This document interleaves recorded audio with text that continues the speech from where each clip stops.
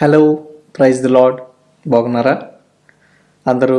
ఈరోజు ఉదయం లేవగానే మీ ఫోన్స్, మీ స్మార్ట్ వాచెస్, మీ ట్యాబ్స్ లేదంటే ఐప్యాడ్స్ ప్రతిదీ ఛార్జింగ్ చెక్ చేసుకుని ఛార్జింగ్ కావాలంటే పెట్టుకొని ఉంటారు కదా. మరి మన స్పిరిచువల్ లైఫ్ని కూడా ఛార్జింగ్ చేసుకోవాలి. అది కూడా మనము జాగ్రత్తగా గమనించుకోవాలి. అయితే ఈరోజు కొన్ని మాటల ద్వారా మిమ్మల్ని బలపరచాలని ఆశపడుతూ ఉన్నాను. ఒక రోజున ఒక చిన్న బాలుడు ఒక పార్క్లో బెంచ్ మీద కూర్చుని బైబిల్ చదువుతూ ఉన్నాడంట. బైబిల్ చదువుతూ తను ఆ చదివినటువంటి వాక్యంలో నుంచి చాలా ఆనందపడిపోతూ గట్టిగా ప్రైజ్ ద లార్డ్ హల్లెలూయా అని చెప్పి అరుస్తూ ఉన్నాడంట. అయితే ఇది ఒక దూరం నుంచి ఒక వ్యక్తి గమనించాడు. ఆయన రీసెంట్గానే ఒక పెద్ద యూనివర్సిటీలో మంచి పిహెచ్డి చేసినటువంటి మంచి జ్ఞానం కలిగినటువంటి వ్యక్తి మాట. అయితే అతను ఈ అబ్బాయిని చూసి ఈ అబ్బాయి దగ్గరికి వచ్చి, బాబు ఎందుకు అంతలాగా అరుస్తున్నావు అని చెప్పి అంటే, నా పక్కన కూర్చో, నేను ఎందుకు అరుస్తానో నేను కూడా నీకు చెప్తానని అన్నాడు. ప్రక్కన కూర్చోబెట్టుకున్న తర్వాత ఆ అబ్బాయి ఏం చేశాడంటే, నేను వాక్యాన్ని చదువుతున్నాను, అందులో ఒక గొప్ప అద్భుతమైన విషయాన్ని నేను గమనించాను. ఏంటో తెలుసా? దేవుడంట ఇశ్రాయేలీయులందరినీ కూడా ఎర్ర సముద్రాన్ని 2 పాయలుగా చీల్చి సముద్రం మధ్యలో నుంచి నడిపించి దాటించాడంట. ఎంత గొప్ప దేవుడో కదా అని చెప్పాడంట. వెంటనే ఈ పెద్ద వ్యక్తి ఏం చేశాడంటే, ఈ చిన్న అబ్బాయి వైపు కొంచెం వెటకారంగా చూసి ఆ అబ్బాయికి ఎలాగైనా సరే జ్ఞానాన్ని తెలియజేయాలి, కనువిప్పు కలుగజేయాలని చెప్పి ఈ మాటలు చెప్పాడు.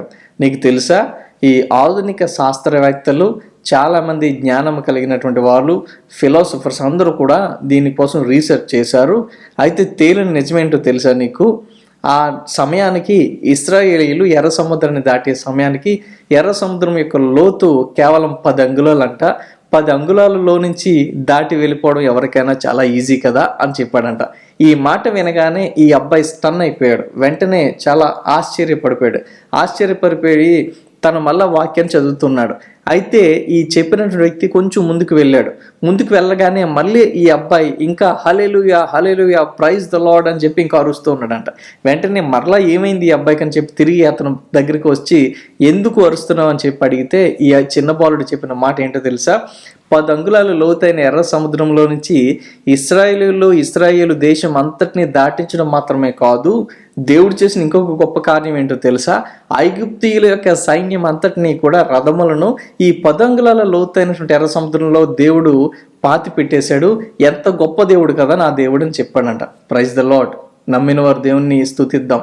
ఎంత గొప్ప విశ్వాసమో చూసారా? అందుకే దేవుని యొక్క వాక్యం ఇలా సెలవిస్తుంది. హబక్కూకు గ్రంథము 2వ అధ్యాయం 4వ వచనంలో ఈ మాట ఉంటుంది, నీతిమంతుడు విశ్వాస మూలముగా జీవించును. ఆమేన్. దేవుడు మనకు తన వాక్యాన్ని ఇచ్చాడు. ఆ వాక్యము మన విశ్వాసాన్ని బలపరచగలదు.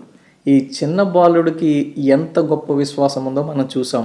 ఈ రోజున నీకు ఆ విశ్వాసం ఉందా? అలాంటి విశ్వాసం లేకపోతే దేవుని అడుగు, దేవా నాకు ఆ విశ్వాసాన్ని దయచేయి. ఈ రోజంతా నా ఆత్మీయ జీవితాన్ని ఈ యొక్క వాక్యము అంత బలపరచాలి, నేను విశ్వాసంలో ఇంకా బలపడాలి, నన్ను భద్రపరచాయని చెప్పి దేవుని అడుగుతావా? ఆ చిన్న బాలుడుకున్న విశ్వాసము నువ్వు కూడా పొందుకుంటావా? అలా అయితే కనుక దేవుని అడుగు, దేవుడు ఖచ్చితంగా నీకు సహాయం చేస్తాడు. స్తుతి మహిమ ఘనత